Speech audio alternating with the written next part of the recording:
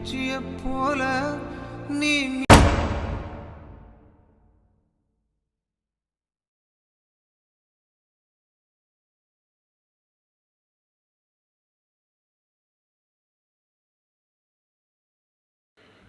Hi hello friends, welcome to my channel VK studio. நம்ம இந்த வீடியோவில் என்ன பார்க்க போகிறோன்னா, நீங்கள் முன்னாடி ப்ரிவியூலையும் அதாவது பார்த்துருப்பீங்க.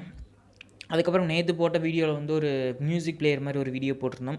அந்த வீடியோ நீங்கள் என்ன பார்க்கலைன்னா அந்த வீடியோ போய் பார்த்துருங்க, கீழே லிங்க் கொடுத்துருக்கேன். அதுக்கப்புறம் இந்த வீடியோ அதில் வந்து அந்த இன்ஸ்டாகிராமில் அதாவது இன்ஸ்டாகிராம் ஸ்டோரி போகிறவங்களுக்கு தெரியும், அந்த ஒரு எஃபெக்ட், அதாவது ஒரு சாங்கோட ரிலீக்ஸ் எஃபெக்ட் வச்சிங்கன்னா அது வந்து பார்க்குறதுக்கு நல்லாயிருக்கும். அதை வந்து நம்ம எப்படி அலைட் மோஷனில் எடிட் பண்ணுறது அப்படிங்கிறத நேற்று வந்து மியூசிக் பிளேயரில் வந்து அந்த மியூசிக் பிளேயர் எடிட் பண்ணுறதுக்கே 10 நிமிஷம் ஆயிடுச்சு. அதனால் நான் அதை சொல்லலை. அதுக்காக தான் இந்த வீடியோ வந்து அந்த மியூசிக் இதை எப்படி எடிட் பண்ணுறது அப்படிங்கிறத சொல்ல போகிறோம். நீங்கள் ப்ரிவியூவில் பார்த்துருப்பீங்க, அந்த மாதிரி இதை எப்படி எடிட் பண்ணுறது அப்படிங்கிறத இந்த வீடியோவில் பார்க்க போகிறோம். இப்போ தான் நம்ம சேனலுக்கு புதுசாக வரீங்கன்னா நம்ம சேனலை சப்ஸ்கிரைப் பண்ணிவிட்டு கூட பெல் ஐக்கானை கிளிக் பண்ணிக்கோங்க. அப்படின்னா நான் போகிற அடுத்த வீடியோ உங்களுக்கு உடனே நோட்டிஃபிகேஷன் வரும். நீங்கள் வீடியோ தொடர்ந்து ஸ்கிப் பண்ணால் பார்க்க முடியும். இப்போ வந்து நம்ம வீடியோ எப்படி எடிட் பண்ணுறது அப்படிங்கிறதுக்குள்ளே போயிடலாம். இதுக்கு தேவையான ஆப் வந்து அலைட் மோஷன். நான் யூஸ் பண்ணுற அலைட் மோஷன் வந்து டெலிகிராமில் இருக்குது. நீங்கள் வேணும்னா என்னை காண்டாக்ட் பண்ணுங்கள், கண்டிப்பாக உங்களுக்கு தந்துடுறேன். அதுக்கப்புறம் இதுக்கு தேவையான மெட்டீரியலுங்கிறது ஒன்றுமே இல்லை, ஏன்னா நம்ம அலைட் மோஷனில் தான் எடிட் பண்ண போகிறோம். ஏன்னா ரிலீக்ஸ் டெக்ஸ்ட் அனிமேஷன் தானே. அதனால் இப்போ வந்து நம்ம அலைட் மோஷன் வந்து நான் ஓப்பன் பண்ணிக்கிறேன், நீங்களும் ஓப்பன் பண்ணிக்கோங்க. அலைட் மோஷன் ஓப்பன் பண்ணதுக்கப்புறம் கீழே இருக்கிற ப்ளஸ் சிம்பிள் கொடுத்து உங்களுக்கு தேவையான ரேஷியோ வந்து நீங்கள் செலக்ட் பண்ணிவிட்டு கிரியேட் ப்ராஜெக்ட் அப்படின்னு சொல்லி கொடுத்துருங்க. இப்போ நான் வந்து இந்த ரேஷியோ 16:9 ரேஷியோ செலக்ட் பண்ணிவிட்டு இதில் வந்து நம்ம இப்போ ரிலீக்ஸ் வந்து நான் இதில் வைக்க போகிறேன். ரிலீக்ஸ் வைக்கிறதோட நான் சும்மா விகே ஸ்டுடியோ அப்படின்னு சொல்லி மட்டும் டைப் பண்ணிக்கிறேன். இப்போ டெக்ஸ்ட்டை ப்ளஸ் சிம்பிள் கொடுத்து டெக்ஸ்ட்டுக்குள்ளே வந்து நார்மல் விகே ஸ்டுடியோ அப்படின்னு டைப் பண்ணிக்கிறேன். ஃபாண்ட் ஸ்டைல்ஸ் அலைன்மெண்ட் வந்து சென்டர் அலைன்மெண்ட். ஃபாண்ட் ஸ்டைல் வந்து உங்களுக்கு வேணுங்கிற ஃபாண்ட் ஸ்டைல் சூஸ் பண்ணிக்கோங்க. நான் நார்மல் ஃபாண்ட் ஸ்டைலே வச்சுக்கிறேன். கலர் வந்து ஒயிட் கலர் சூஸ் பண்ணிவிட்டு ஸ்ட்ரோக்குங்கிறத வந்து இன்க்ரீஸ் பண்ணிவிட்டு அந்த ஸ்ட்ரோக்கில் கலர் மாற்றிட்டு ஸ்ட்ரோக் சைஸ் மட்டும் லைட்டாக கொஞ்சம் இன்க்ரீஸ் பண்ணுறதா இருந்தால் பண்ணிக்கோங்க, டிக்ரீஸ் பண்ணுறதா இருந்தால் பண்ணிக்கோங்க. இந்த டெக்ஸ்ட்டை வந்து சாங் நீங்கள் எவ்வளோ தூரம் வச்சு சூஸ் பண்ணியிருக்கீங்களோ அவ்வளோ ஃபுல்லாக வர மாதிரி வச்சுக்கோங்க. இப்போ நான் 8 செகண்டுக்கு உங்களுக்கு எடிட் பண்ணி காமிக்கிறனால வச்சுருக்கேன். இல்லைன்னா டியூரேஷன் ரொம்ப அதிகமாக போயிடும்ல, அதனால் நான் 8 செகண்டுக்கு மட்டும் வச்சுருக்கேன். இப்போ வீடியோ ப்ளே பண்ணும்போது இந்த இடத்துல ஒரு ரிலீக்ஸ் முடியும்னா அந்த இடத்துல ஸ்டாப் பண்ணி இப்படி கட் பண்ணிக்கோங்க. இந்த இடத்துல நீங்கள் வந்து இதில் ஒவ்வொரு லைன் ரிலீக்ஸாக இப்படி கட் பண்ணிக்கோங்க எடிட் பண்ணும்போது. இப்போ இப்படி கட் பண்ணிக்கோங்க. ஓகே ஃப்ரெண்ட்ஸ், இப்போ நான் கட் பண்ணியிருக்கேன். இதில் வந்து நம்ம எந்த எஃபெக்ட்டுமே ஆட் பண்ண போகிறதில்ல. ஃபுல்லாகவே மூவ் அண்ட் ட்ரான்ஸ்ஃபார்ம் அப்படிங்கிற இந்த கேட்டகரியில் தான் இது எல்லாமே எடிட் பண்ண போகிறோம். இதுக்கு முன்னாடி நான் ஒன்று பண்ணணும், திருப்பி வெயிட் பண்ணுங்கள். இப்படி ஒரே டெக்ஸ்ட்டாக இருக்கும்போது அந்த டெக்ஸ்ட்டை செலக்ட் பண்ணிவிட்டு பிளண்டிங் அண்ட் ஒப்பாசிட்டியில் போய்ட்டு ஒப்பாசிட்டி கம்மி பண்ணிக்கோங்க. அதுக்கப்புறம் டெக்ஸ்ட் உங்களுக்கு எங்கேருந்து கீழே இருந்து தான் நம்மளுக்கு மேலே வர மாதிரி இருக்கணும். அதனால் நான் இந்த இடத்துல வச்சுக்கிறேன். சைஸ் கொஞ்சம் இன்க்ரீஸ் பண்ணுறாங்க, அப்படி இங்கேயே எல்லாத்தையும் இன்க்ரீஸ் பண்ணிவிட்டு அதுக்கப்புறம் டெக்ஸ்ட்டை வந்து நீங்கள் ரிலீக்ஸுக்கு ஏற்ற மாதிரி கட் பண்ணிக்கோங்க, இப்படி ஸ்ப்ளிட் பண்ணிக்கோங்க.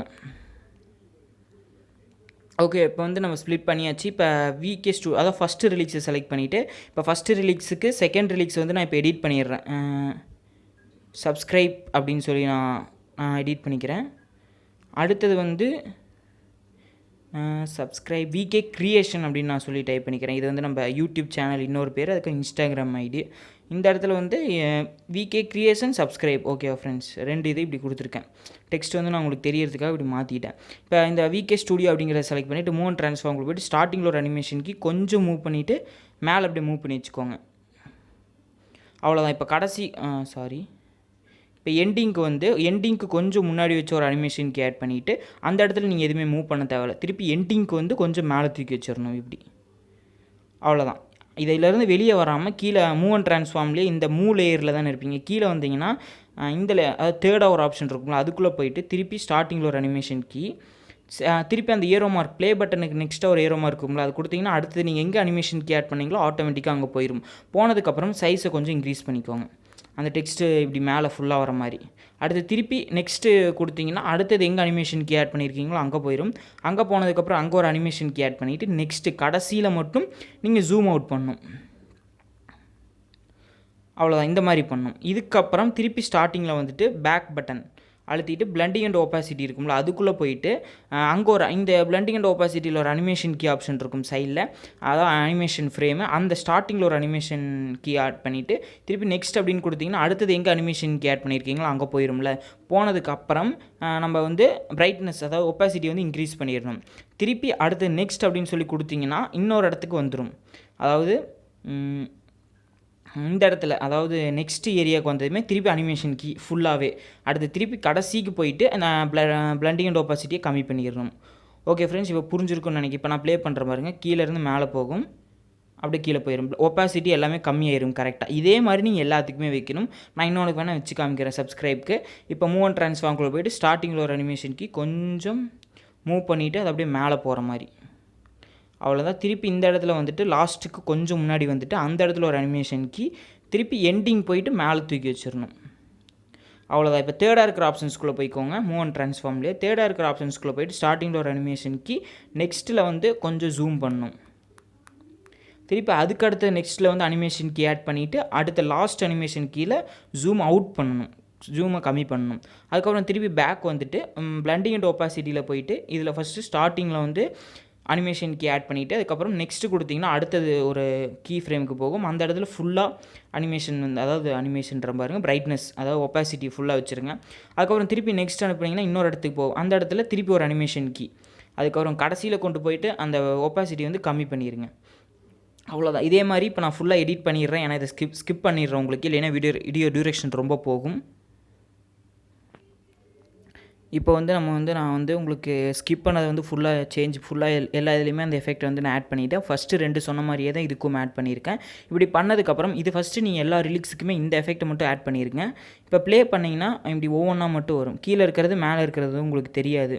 இதுக்கு வந்து நம்ம அடுத்தது என்ன பண்ணணும்னா, இப்போ வந்து விகே ஸ்டுடியோ அப்படின்னு இருக்குல்ல, இது அதாவது ஃபஸ்ட்டு ஒரு அனிமேஷன் கீ ஆட் பண்ணியிருக்கோம், நெக்ஸ்ட்டு ஒரு அனிமேஷன் கீ இது பண்ணியிருப்போம். அந்த இடத்துல வந்துட்டிங்கன்னா நம்ம டெக்ஸ்ட் வந்து மேலே வந்துடும். அப்போ வந்து இந்த மேலே இருக்கிற ரிலீக்ஸ் நெக்ஸ்ட் ஒரு ரிலீக்ஸ் வரும்ல, அதை செலக்ட் பண்ணிவிட்டு இந்த ஸ்பீடப் ஆப்ஷன் அதுக்கப்புறம் இன்னொரு சரி இந்த சைடு வந்துடலாம், ஸ்பீக்கர் சிம்பிள் இருக்கும்ல, அதுக்கு வந்து இந்த சைடு ஒரு ஆப்ஷன் இருக்கும். அதை கொடுத்துட்டிங்கன்னா நீங்கள் எந்த இடத்துல லைன் வச்சுருக்கீங்களோ அந்த இடத்துல அந்த டெக்ஸ்ட் வந்து வந்துடும். அதுக்காக தான் இந்த எஃபெக்ட். இப்போ இந்த இடத்துல வந்துமே நம்மளுக்கு வந்து அடுத்த வர ரிலீக்ஸுக்கு வந்து கீழே வந்த மாதிரி ஆயிரும். இப்போ அடுத்தது அப்படியே மூவ் பண்ணிங்கன்னா இப்போ அந்த டெக்ஸ்ட் வந்து நம்மளுக்கு மேலே போயிடும், இந்த டெக்ஸ்ட் வந்து சென்டரில் வந்துடும். அப்போ நம்மளுக்கு மேலே போன டெக்ஸ்ட்டும் இன்னும் கொஞ்சம் நேரத்துக்கு இருக்கணும். அப்போ வந்து இந்த இப்போ விகே ஸ்டுடியோங்கிறது போயிடுச்சு. அப்போ அந்த சப்ஸ்கிரைப்னு இருக்குல்ல, அதோட எண்டிங்க்கு வந்துட்டு அந்த விகே கிரியேஷன் அப்படின்னு இருக்கிறத வந்து நம்ம இப்படி வச்சிடணும். அதாவது அது மேலே போகிற வரைக்கும் நம்ம இப்படி வச்சுருக்கணும். இப்போ நல்லா கவனிச்சுக்கோங்க, ஃபஸ்ட்லேருந்து சொல்கிறேன். விகே ஃபஸ்ட்டு ரிலீக்ஸ் இருக்குல்ல, அதுக்கு செகண்டாக ஒரு அனிமேஷன் கீ ஆட் பண்ணியிருப்போம். அந்த இடத்துல அந்த லைனை வச்சுட்டு செகண்டாக இருக்கிற ரிலீக்ஸை வந்து செலக்ட் பண்ணிவிட்டு இந்த இவ்வளோ தூரம் வர மாதிரி நீங்கள் வச்சுக்கோங்க. வச்சதுக்கப்புறம் அப்படியே மூவ் பண்ணிகிட்டே வந்தீங்கன்னா அந்த செகண்ட் ரிலீக்ஸ் எவ்வளோ தூரம் இருக்கோ அவ்வளோ தூரம் ஃபஸ்ட்டு ரிலீக்ஸையும் கொண்டு வந்துடணும். கொண்டு வந்து வச்சதுக்கப்புறம் இப்போ செகண்ட் ரிலீக்ஸ் இருக்குல்ல, அதோட செகண்ட் அனிமேஷன் கீ இந்த இடத்துல தேர்டு ரிலீக்ஸை வந்து கொண்டு வந்து இப்படி வச்சிடணும். வச்சுட்டிங்கன்னா இப்போ பாருங்கள், விகே ஸ்டுடியோ மேலே போனதுமே சப்ஸ்கிரைப் கீழே வந்துருச்சு. இப்போ விகே ஸ்டுடியோ மேலே போனதுமே சப்ஸ்கிரைப் மேலே வந்துடும், அடுத்து விகே கிரியேஷன் கீழே வந்துடும். ஓகே ஃப்ரெண்ட்ஸ், இப்போ வந்து இந்த விகே கிரியேஷன் அதாவது தேர்டு ரிலீக்ஸ் இருக்குல்ல, அது கடைசிக்கு போயிட்டு செகண்ட் ரிலீக்ஸு ஃபுல்லாக வர மாதிரி வச்சிடணும். வச்சுட்டிங்கன்னா இப்போ பாருங்கள், விகே கிரியேஷன் இங்கே வந்துருச்சா. இப்போ விகே கிரியேஷன் மேலே போனதும் சப்ஸ்கிரைப் வந்து மேலே போயிடும். இப்போ விகே கிரியேஷன் சென்டராக வந்துடும். ஓகே ஃப்ரெண்ட்ஸ், இப்போ வந்து இதில் அடுத்தது என்ன பண்ணணும்னா, இந்த விகே கிரியேஷனில் வந்து செகண்டாக ஒரு அனிமேஷன் கீ ஆட் பண்ணியிருப்போம்ல, அந்த இடத்துல ஃபோர்த்து ரிலீக்ஸ் வர மாதிரி இப்படி அட்ஜஸ்ட் பண்ணி வச்சுக்கோங்க. வச்சதுக்கப்புறம் இப்போ மூவ் பண்ணிங்கன்னா சப்ஸ்கிரைப் அதாவது விகே கிரியேஷன் மேலே போனதுமே அடுத்த சப்ஸ்கிரைப் கீழே வந்துடும். வந்ததுக்கப்புறம் இப்போ அப்படியே மூவ் பண்ணிகிட்டே வரேன்னா இப்போ விகே கிரியேஷன் மேலே போனதுமே சப்ஸ்கிரைப் மேலே வந்துடும். அவ்வளோதான். இப்போ இந்த சப்ஸ்கிரைப் மேலே வந்ததுமே செகண்டாக ஒரு அனிமேஷன் கீ அந்த சப்ஸ்கிரைப் அதாவது ஃபோர்த்து ரிலீக்ஸில் செகண்டாக ஒரு அனிமேஷன் கீ ஆட் பண்ணியிருப்போம்ல, அந்த இடத்துல நான் எக்ஸாம்பிளுக்கு வச்சு டெக்ஸ்ட் அப்படிங்கிறதுல வந்து விகே கிரியேஷன் சும்மா விகே ஸ்டுடியோன்னு திருப்பி நான் டைப் பண்ணிக்கிறேன்.